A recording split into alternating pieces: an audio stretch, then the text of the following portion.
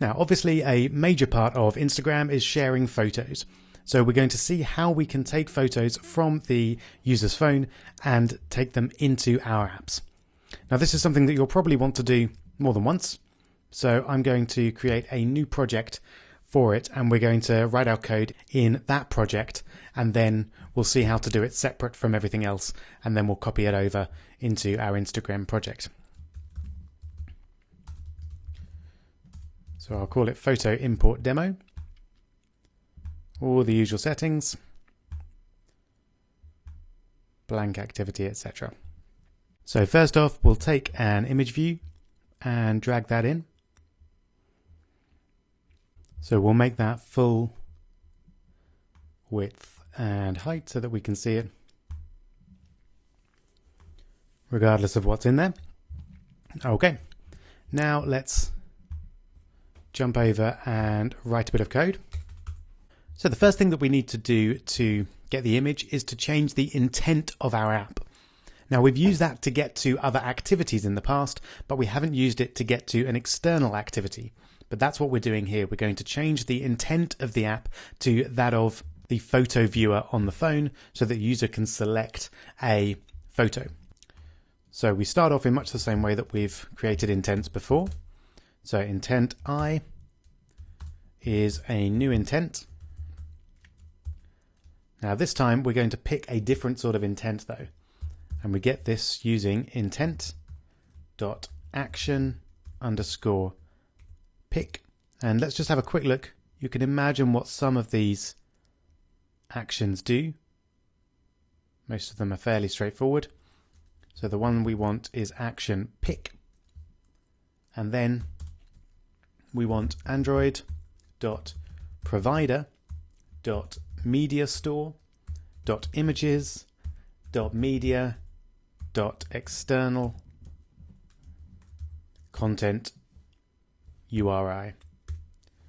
So that's just the code for picking a piece of media, in our case an image, and then the place that we want to do that picking is the media store and looking for the images within that. So that's the intent that we need to create. As before, we're then going to start an activity for a result. So that's slightly different. We're not just starting the activity, we're starting for a specific result. And so the intent that we want to start the activity with is I, and then we're going to pass a certain code, which is just an integer, to make it clear what sort of a request we're making. Now we can use any integer we like here. I'm just going to keep things very simple and choose 1. And then when we write the code for the response, we're going to look for a returned value of 1. And you can use any value you like there. Okay, so if we just run that and see what that does, obviously we won't be able to use this image in our app in any way, but this will... Oh, I've somehow lost an ID there. We'll just call it relative layout. As I was saying, so this should, when we start the app, jump straight to the image picker. And there we go. You can see I've got some slightly odd images here. This is part of the Google logo, and this is some images I've taken from the camera. Now, if you try and use the camera, it probably won't work, depending on what computer you're on. Most Macs and PCs that I've tried can't take a picture directly from the camera. So if you want to have an image to import to your app, what I would do is jump to the browser, and you'll notice that I've got just the Google homepage image there. If you want to get possibly a slightly more interesting image, then you can search for Google Images and then just search for image of anything you like. So I'm going to go for Homer Simpson. There we go, that one will do. And then I'm just going to click on it to get it nice and big, and then if you long press, then you'll get the option to save the image. And that will then, you can see it's just up here, it's downloading the image to the device. And then if we run the app again, that image should be saved in the photos of the user so that we can then import it. There we go, there it is. So there are a number of other ways to get images onto your emulators, but I'd recommend just downloading one from the web. So now if we select that one, it will go back to our app, but of course it doesn't do anything because we haven't told our app what to do with that image yet. So let's do that now.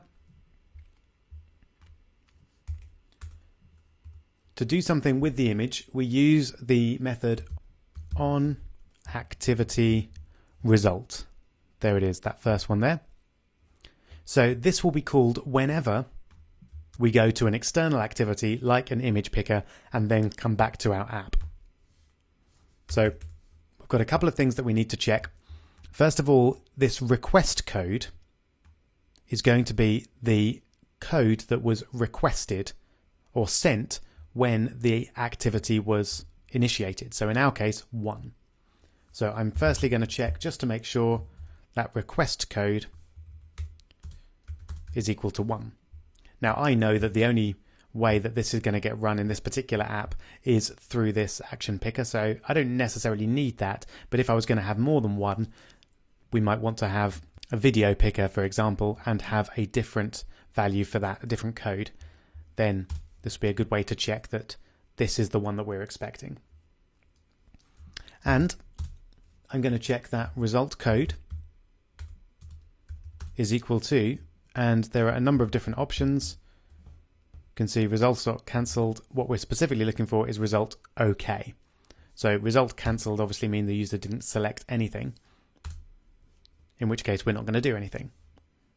But result OK means that we've returned something. And a final check that's a good idea is just checking that data is not null. So data is our image content that we actually want. So as long as that's not null, then we can almost certainly convert it to an image. All right, so just a couple of lines of code left. We're going to create a URI, which is going to be the location of the selected image. And we get that from this data variable here using data.getData. So now we can access the image. We're going to convert it to a bitmap. And we'll do that by creating a bitmap. I'll just call it bitmap image. And we get that from mediastore.images.media.getBitmap. And then we need a content resolver. So we use this to get our context and then get content resolver. And then we're going to enter the selected image. So this is just a fairly convoluted way of saying take our selected image and make a bitmap from it. Now I've got an error there because that could fail. So we're going to need to surround it with try and catch. So it would fail if it wasn't a valid image for whatever reason. It definitely shouldn't be the case, but we need to put try and catch just in case. Anyway. All right, so now we've got the image. All we need to do is link it to our image view. So the ID of that is just image view. I'll leave that as it is. So let's get our image view. So we'll create an image view called image view, which is going to be an image view. And we'll get it, we'll find it by its ID, r.id.image_view. And then we just take our image view and we set the image bitmap, there it is, to bitmap image. There we go. Now that should work fine. I would recommend putting a request in the manifest. And the only one you should actually need is android.permission.read external storage. So you'll need that if the image is stored on an SD card, for example. But even without that, it should work on a phone with no external storage, or where the image is not saved on an SD card. Alright, so simple as that. We should now be able to select our image of Homer from the user's set of images. There we go. So just tap on it there, and then it should jump back to our app, and there it is. There's our image. Fabulous. So that's how you import an image from the user's photos into your app. So let's jump back over to Instagram and set that up. So here we go, back over to Instagram. So we'll do this using a button up here. So we're going to customize the action bar and have a link up here to post a new image. And you may remember we do that down here under menu, and then we're going to customize the menu user list. So here we go. At the moment we've got settings, which we don't want. I'm going to change this to share. And you can call it whatever you like. And I'm going to change the title to share as well. And then, as before, I want that to show always. And I don't really care about the order, so I'm just going to get rid of that part there. So that will change the action bar to have a share button on it. And then we want to do something when that share button is pressed. So we're going back to userlist.java, and then you'll remember here we're now checking to see if the ID of the button that was pressed is r.id.share. And if that's the case, we're going to immediately allow the user to share an image. So we'll jump over to our image import demo and grab the necessary code from there. So we'll jump over to our photo import demo and grab the code that we need. Here we go. So within the on options item selected menu, I'm going to paste that in, and it's allowed me to add those specific classes that we need by default as well. So that will then create the share, and then we'll jump over again to get the results. So again, I'm just going to copy this code straight away. We don't really need to write it out twice.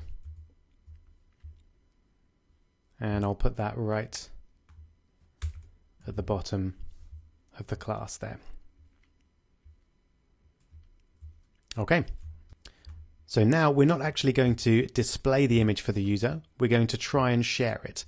But that's a little step too far, I think. So for now, we'll just log.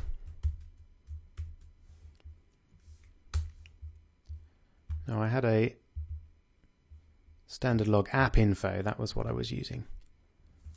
So app info, and we'll just have image received for the moment, and then we can test that and check to see if that's all connected up, and then we just need to upload the image to Pass. Easy. So here we go, there's my user list. I'm going to tap share, and it links over to my image list, and then just goes back again, and you can see image has been received. Fabulous. So now what we're going to do is attempt to upload the image to Parse. Now, if we remind ourselves what our Parse backend looks like, it's this. Now we're going to need a new class to store our images.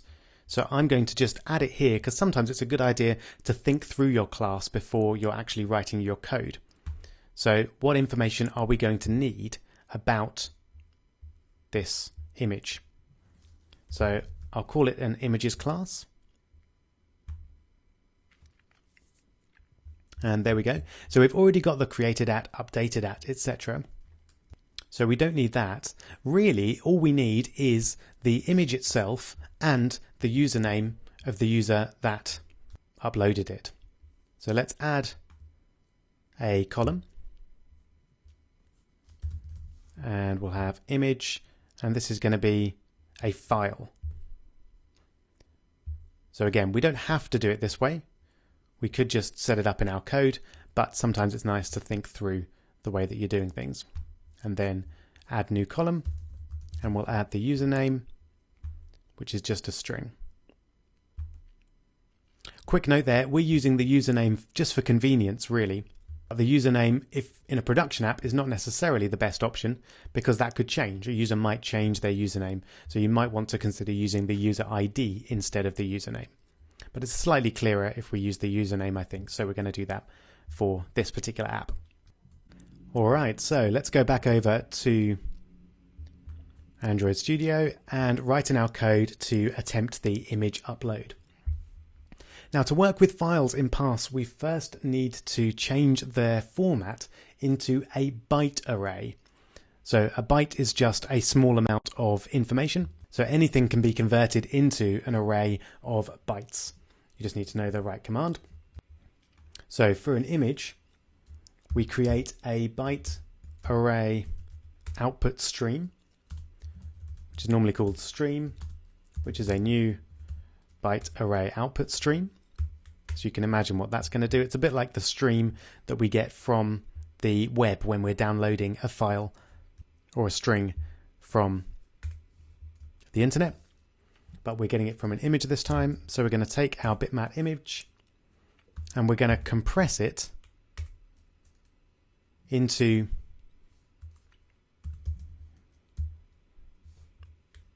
bitmap and then compress format, and then we can choose whichever format we like. I'm going to go for PNG because I like it best, and it maintains transparency as well, but you can use whichever one you want.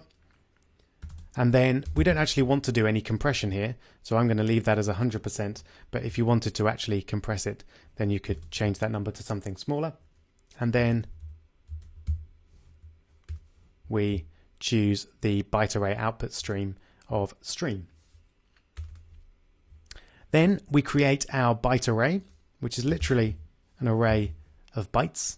So we create it like that. I'm going to call it a byte array. And that is taken from our stream, and then 2 byte array. So what we've done there is created a byte array output stream, and then we've compressed our bitmap image into a byte array via that stream, and then we've created byte array to store that byte array. So it's just another way of storing an image or a file, and the advantage is that any file type can be stored as a byte array. So when we're uploading the file to Parse, it doesn't actually matter what type of file it is. All right, so now we've got it in the format that we need, so we can save it as an object in the normal way. So parse object is a new parse object with a class name of images. Should really be a capital I. Oh well. And then we'll start with the username, and we want the current user's username. So parse user dot get current user dot get username. I do love it when Android Studio basically writes your code for you. And then we want to put the image and that's a file, and that is byte array. There we go. So those are the only two bits of information that we want to save to pass. So we now do object.save in background, and we want a new save callback. And then we want to do a check to see if it succeeded. So if the exception is empty, then let's give the user a message to tell them that that worked. So we'll do a good old toast, make text, and then we can't use this here because we're inside onActivityResult. So I'm going to use get application to get the application, and then get base context to get the context that we need. And then if the exception is null, that means it's worked. So your image has been posted. Something like that. And then length long. And finally, we'll show it. And then there's an option, of course, that something went wrong. So we'll give them a message. I'm just going to give a very generic message. There was an error. Please try again. You can obviously do some investigation to see what the error was, and then give them a more detailed message if you like. And similarly here, in case we got an error somewhere before we actually did the save in background, then we'll give them the error there as well. All right. So fingers crossed, we should now actually be able to share an object or an image which saves it to pass. Obviously, no one's going to be able to actually view our image yet, but that will be the final stage in the next video. So here we go. Let's tap share, select Homer, and then we've got an error. Ah, yes, and there is a small problem with the code, which was that we don't put the byte array directly into parse. We have to convert it to a parse file first. So if we take our byte array and convert it to a parse file, which we'll call file, and we do that using new parse file, and then we give it a file name. So I'll just use image.png, and then we want to get that from our byte array. There we go, and then it's file that we want to actually put rather than the byte array directly. Sorry about that, but easily fixed. Let's take a look. Here we go. So once again, share, and then select good old Homer. Fantastic, the image has been posted. Well, at least we know that our error message system is working as well.